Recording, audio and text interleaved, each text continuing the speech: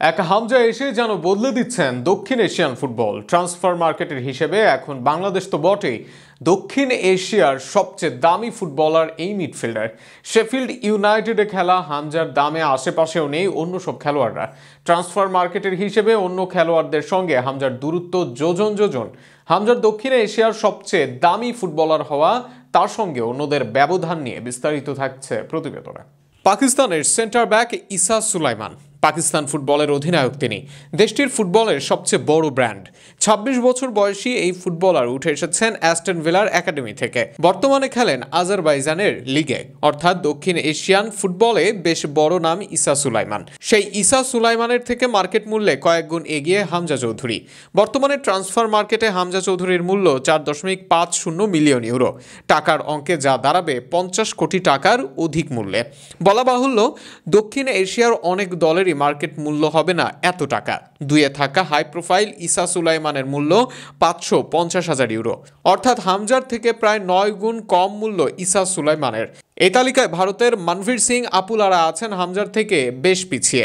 ভারতীয় football league ISL এ দাপট দেখালেও মানে হামজার থেকে কতটা পিছিয়ে তারা, সেটারই প্রমাণ মিলে ট্রান্সফার মার্কেটের এই হিসেবে। এমনকি কুয়েত লেবাননের ফুটবলাররাও আছেন হামজার থেকে বেশ পিছিয়ে। ট্রান্সফার মার্কেটে ৪.৫০ মিলিয়ন ইউরো প্রমাণ করে এখনও হামজা সারা বিশ্বের অনেক ক্লাবের নজরে আছেন। এই মার্কেট ভ্যালু মোটেও কম নয়। রিয়াল মাদ্রিদে খেলা বিশ্বের অন্যতম সেরা মিডফিল্ডার লুকা মদ্রিচের মার্কেট ভ্যালু ৫ মিলিয়ন। একই মূল্য একসময় রিয়াল মাদ্রিদে খেলা লুকা জোভিচের। এর বাইরে বিশ্বের অনেক নামি দামি খেলোয়াড়ের চেয়ে ট্রান্সফার মার্কেটের মূল্যে এখনও এগিয়ে হামজা।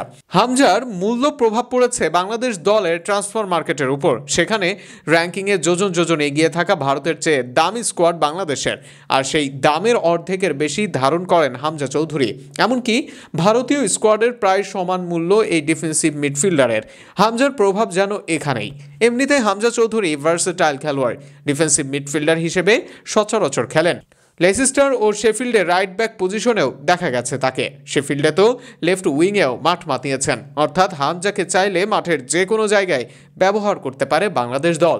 ট্রান্সফার মার্কেটের সবাইকে টপকে যাওয়া হামজা মাঠের খেলায়ও গড়ে দিয়ে আসুন ব্যবধান, এমনটাই চাওয়া লাল সবুজ ভক্তদের।